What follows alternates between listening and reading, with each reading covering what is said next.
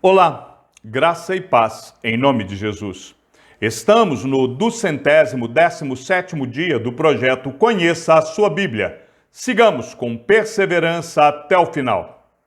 Evangelho segundo Marcos. Marcos 1. A pregação de João Batista. Princípio do Evangelho de Jesus Cristo, Filho de Deus, como está escrito na profecia de Isaías: Eis que envio meu mensageiro adiante de você, o qual preparará o seu caminho. Voz do que clama no deserto, preparem o caminho do Senhor, endireitem as suas veredas. E foi assim que João Batista apareceu no deserto, pregando o batismo de arrependimento para a remissão de pecados. E toda a região da Judéia e todos os moradores de Jerusalém iam até ele, e confessando seus pecados, eram batizados por ele no Rio Jordão. A roupa de João era feita de pelos de camelo. Ele usava um cinto de couro e se alimentava de gafanhotos e mel silvestre. E João pregava dizendo: Depois de mim vem aquele que é mais poderoso do que eu, do qual não sou digno de, curvando-me, desamarrar as correias das suas sandálias. Eu batizei vocês com água, ele, porém, os batizará com o Espírito Santo. O batismo de Jesus. Naqueles dias, Jesus veio de Nazaré, da Galileia, e foi batizado por João no Rio Jordão. Logo ao sair da água, Jesus viu o céu se abrindo e o Espírito descendo como pomba sobre ele. A tentação de Jesus. Então veio uma voz dos céus que dizia: Você é o meu filho amado, em você me agrado. E logo o Espírito conduziu Jesus ao deserto, onde ficou durante 40 dias, sendo tentado por Satanás. Estava com as feras e os anjos o serviam. O começo do ministério na Galileia. Depois de João ter sido preso, Jesus foi para a Galileia, pregando o Evangelho de Deus. Ele dizia: O tempo está cumprido e o reino de Deus está próximo. Arrependam-se e creiam no Evangelho. Jesus chama 4 pescadores. Caminhando junto ao mar da Galileia, Jesus viu os irmãos Simão e André, que lançavam a rede ao mar, porque eram pescadores. Jesus lhes disse: Venham comigo, e eu farei com que sejam pescadores de gente. Então eles deixaram imediatamente as redes e o seguiram. Pouco mais adiante, Jesus viu Tiago, filho de Zebedeu, e João, seu irmão, que estavam no barco consertando as redes, e logo os chamou, e eles seguiram Jesus, deixando seu pai Zebedeu no barco com os empregados. A cura de um endemoniado em Cafarnaum. Depois entraram em Cafarnaum, e logo no sábado Jesus foi ensinar na sinagoga. E maravilhavam-se com a sua doutrina, porque os ensinava como alguém que tem autoridade, e não como os escribas. E logo apareceu na sinagoga um homem possuído de espírito imundo, o qual gritou: O que você quer conosco, Jesus Nazareno? Você veio para nos destruir? Sei muito bem quem você é, o Santo de Deus. Mas Jesus o repreendeu, dizendo: Cale-se e saia desse homem. Então o espírito imundo, agitando-o violentamente e gritando em alta voz, saiu dele. Todos se admiraram, a ponto de perguntarem entre si: Que é isso? Uma nova doutrina? Com a autoridade ele ordena aos espíritos imundos e eles lhe obedecem. E a fama de Jesus se espalhou depressa em todas as direções, por toda a região da Galileia. A cura da sogra de Pedro. E saindo da sinagoga, foram com Tiago e João para a casa de Simão e André. A sogra de Simão estava de cama, com febre, e logo deram essa notícia a Jesus. Então, aproximando-se, Jesus pegou na mão dela e fez com que ela se levantasse. A febre a deixou e ela passou a servi-los. Muitas outras curas. À tarde, depois do pôr do sol, trouxeram a Jesus todos os enfermos e endemoniados. Toda a cidade estava reunida à porta da casa. E ele curou muitos que se achavam doentes de todo tipo de enfermidades. Também expulsou muitos demônios, não lhes permitindo que falassem, porque sabiam quem ele era. Jesus prega nas sinagogas. Tendo-se levantado de madrugada, quando ainda estava escuro, Jesus saiu e foi para um lugar deserto e ali orava. Simão e os que estavam com ele procuraram Jesus por toda parte. Quando o encontraram, lhe disseram: todos estão à sua procura. Jesus, porém, lhes disse: vamos a outros lugares, aos povoados vizinhos, a fim de que eu pregue também ali, pois foi para isso que eu vim. Então ele foi por toda a Galiléia, pregando nas sinagogas deles e expulsando os demônios. A cura de um leproso. Um leproso se aproximou de Jesus e lhe pediu, de joelhos: se o Senhor quiser, pode me purificar. E Jesus, profundamente compadecido, estendeu a mão, tocou nele e disse: quero sim, fique limpo. No mesmo instante, a lepra desapareceu dele e ele ficou limpo. E advertindo-o severamente, logo o despediu. E lhe disse: olhe, não conte nada a ninguém, mas vá, apresente-se ao sacerdote e ofereça pela sua purificação o sacrifício que Moisés ordenou para servir de testemunho ao povo. Mas, tendo ele saído, começou a proclamar muitas coisas e a divulgar a notícia, a ponto de Jesus não poder mais entrar publicamente em nenhuma cidade. Por isso, permanecia fora, em lugares desertos, e de toda parte vinham ao encontro dele. Marcos 2. A cura de um paralítico em Cafarnaum. Dias depois, Jesus entrou de novo em Cafarnaum, e logo se ouviu dizer que ele estava em casa. Muitos se reuniram ali, a ponto de não haver lugar nem mesmo junto à porta, e Jesus anunciava-lhes a palavra. Trouxeram-lhe então um paralítico, carregado por 4 homens, e não podendo aproximar-se de Jesus, por causa da multidão, removeram o telhado no ponto correspondente ao lugar onde Jesus se encontrava, e pela abertura desceram o leito em que o paralítico estava deitado.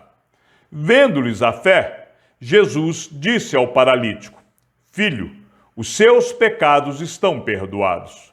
Alguns escribas estavam sentados ali e pensavam em seu coração: como ele se atreve a falar assim? Isto é blasfêmia.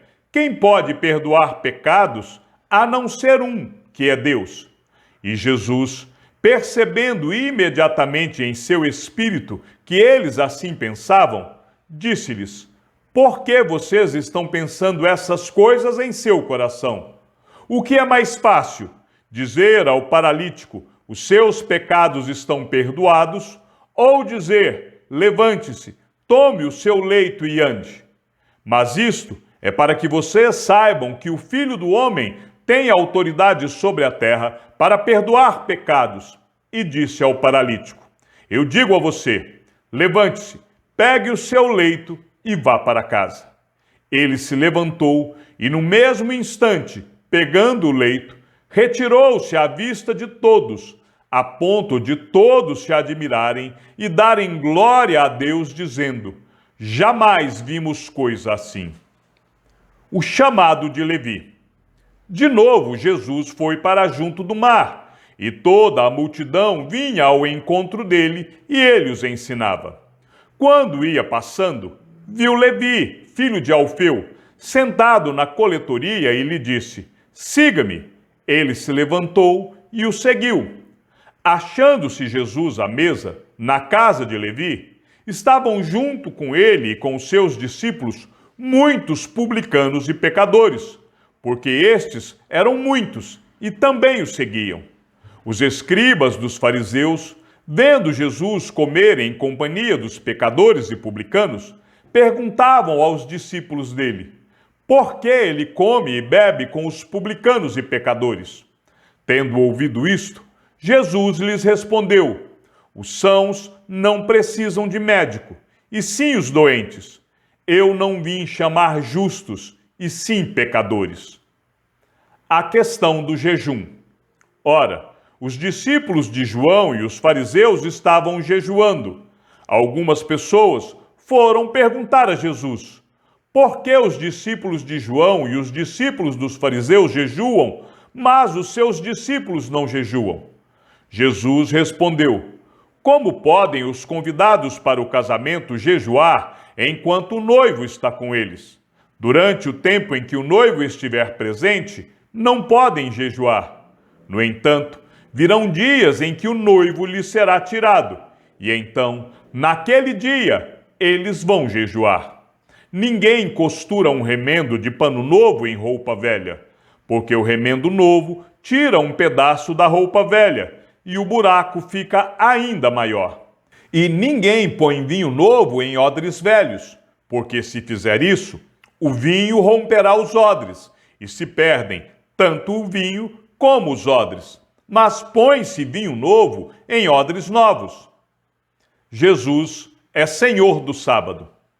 Aconteceu que, num sábado, Jesus atravessava as searas, e os seus discípulos, ao passar, começaram a colher espigas. Então os fariseus disseram a Jesus: olhe, porque eles estão fazendo o que não é lícito aos sábados. Ele lhes respondeu: vocês nunca leram o que Davi fez quando se viu em necessidade e teve fome, ele e os seus companheiros? Como entrou na casa de Deus no tempo do sumo sacerdote Abiatar e comeu os pães da proposição, os quais só aos sacerdotes era lícito comer, e ainda deu esses pães aos seus companheiros? E Jesus acrescentou: o sábado foi estabelecido por causa do homem, e não o homem por causa do sábado.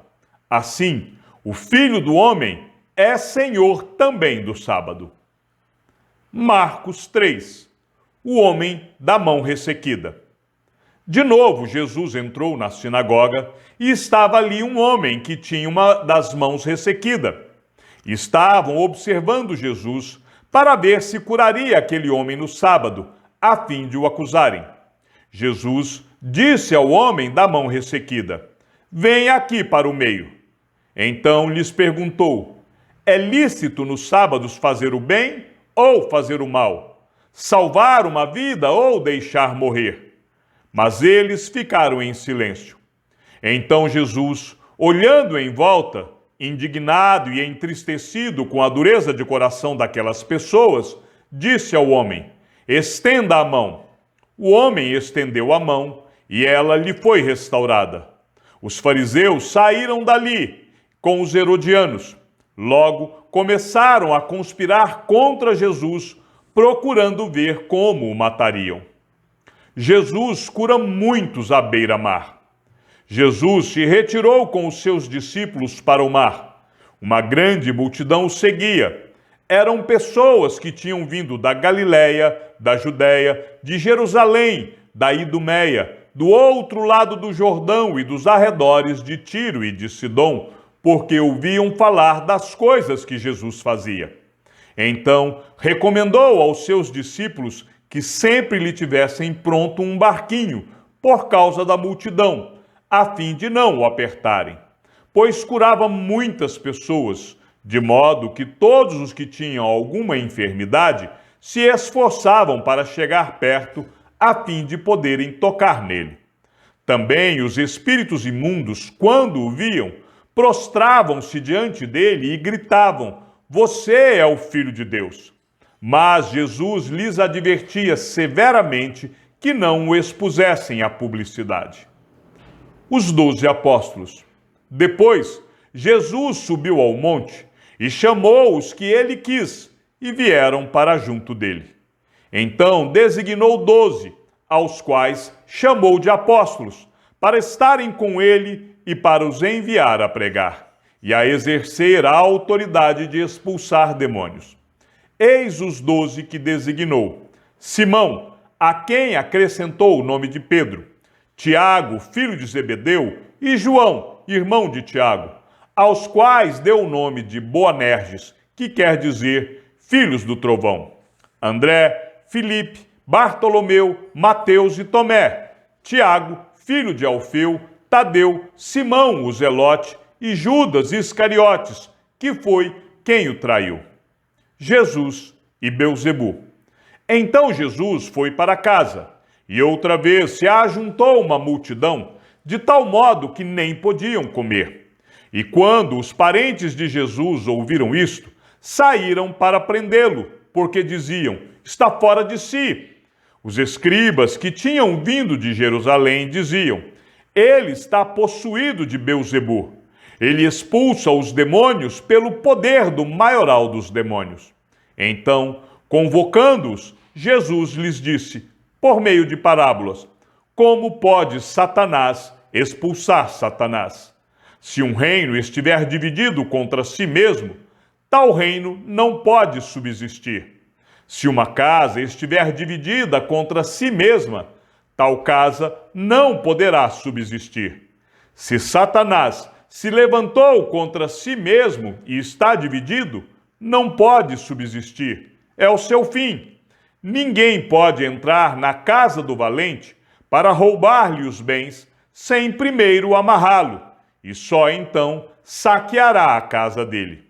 Em verdade lhes digo que tudo será perdoado aos filhos dos homens, os pecados e as blasfêmias que proferirem. Mas aquele que blasfemar contra o Espírito Santo nunca terá perdão, visto que é réu de pecado eterno. Jesus disse isso porque diziam: está possuído de um espírito imundo. A mãe e os irmãos de Jesus. Nisto, chegaram a mãe e os irmãos de Jesus, e tendo ficado do lado de fora, mandaram chamá-lo. Muita gente estava sentada ao redor de Jesus, e alguns lhe disseram: olhe, a sua mãe, os seus irmãos e as suas irmãs estão lá fora, procurando o Senhor. Então Jesus perguntou: quem é a minha mãe e quem são os meus irmãos? E olhando em volta para os que estavam sentados ao seu redor, disse: eis minha mãe e meus irmãos. Portanto, aquele que fizer a vontade de Deus, esse é meu irmão, minha irmã e minha mãe. Marcos 4. A parábola do semeador. Jesus começou a ensinar outra vez à beira-mar, e uma numerosa multidão se reuniu em volta dele, de modo que entrou num barco, onde se assentou, afastando-se da praia, e todo o povo estava à beira-mar na praia. Assim, ensinava-lhes muitas coisas por parábolas, e durante o seu ensino dizia: escutem, eis que o semeador saiu a semear. E ao semear, uma parte caiu à beira do caminho, e vieram as aves e a comeram. Outra parte caiu em solo rochoso, onde a terra era pouca, e logo nasceu, visto não ser profunda a terra. Saindo, porém, o sol a queimou, e porque não tinha raiz, secou-se. Outra parte caiu entre os espinhos, e os espinhos cresceram e a sufocaram, e não deu fruto. Outra, enfim, caiu em boa terra, e deu fruto. A semente brotou, cresceu e produziu a 30, a 60 e a 100 por um. E Jesus acrescentou: quem tem ouvidos para ouvir, ouça. Porque Jesus usava parábolas. Quando Jesus ficou só, os que estavam junto dele com os 12 começaram a lhe fazer perguntas a respeito das parábolas. Jesus disse a eles: a vocês é dado conhecer o mistério do reino de Deus, mas aos de fora tudo se ensina por meio de parábolas, para que vendo, vejam e não percebam, e ouvindo, ouçam e não entendam, para que não venham a converter-se e sejam perdoados. A explicação da parábola. Então Jesus lhes perguntou: se vocês não entendem esta parábola, como compreenderão todas as outras? O semeador semeia a palavra. Estes são os da beira do caminho, onde a palavra é semeada. Quando a ouvem, logo Satanás vem e tira a palavra semeada neles. E estes são os semeados em solo rochoso, os quais, ouvindo a palavra, logo a recebem com alegria. Mas eles não têm raiz em si mesmos, sendo de pouca duração. Quando chega a angústia ou a perseguição por causa da palavra, logo se escandalizam. Os outros, os semeados entre os espinhos, são os que ouvem a palavra, mas as preocupações deste mundo, a fascinação da riqueza e outras ambições aparecem e sufocam a palavra, e ela fica infrutífera. Os que foram semeados em boa terra são aqueles que ouvem a palavra e a recebem, frutificando a 30, a 60 e a 100 por um. Luz. Jesus também lhes disse: será que alguém traz uma lamparina para que seja colocada debaixo de um cesto ou da cama? Por acaso não a coloca num lugar em que ilumine bem?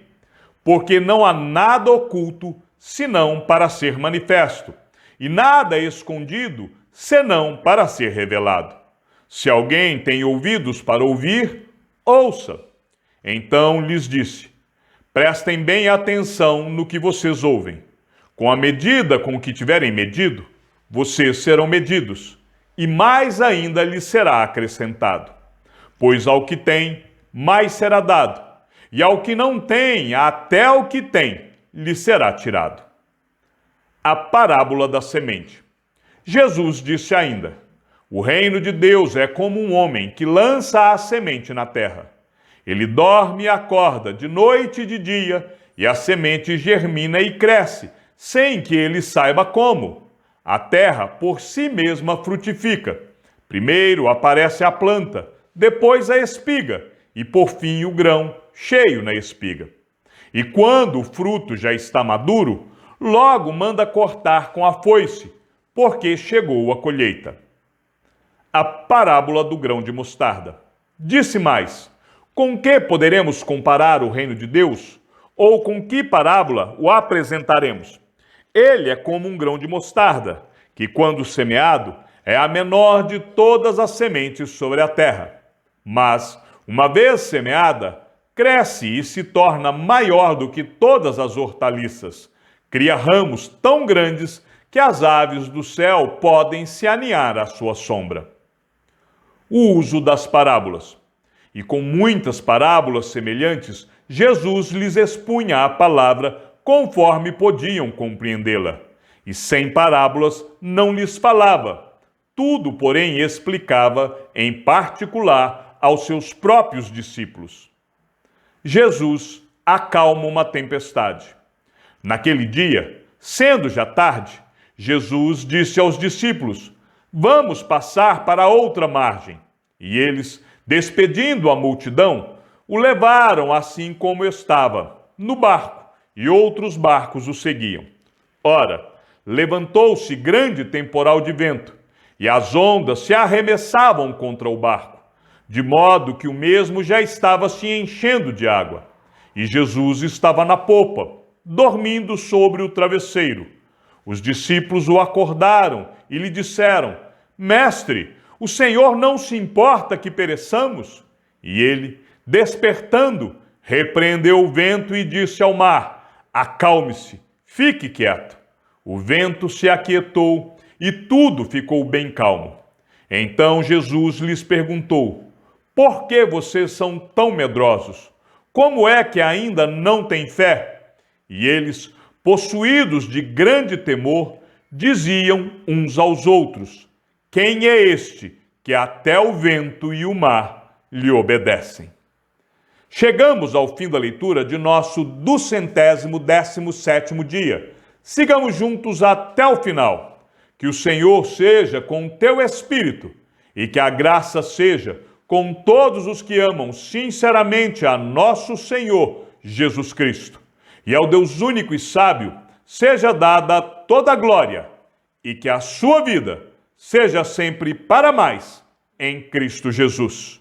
E não se esqueça, aquele que ouve a palavra e também a coloca em prática é bem-aventurado no que realiza. Um abraço e até amanhã, se assim o Senhor nos permitir.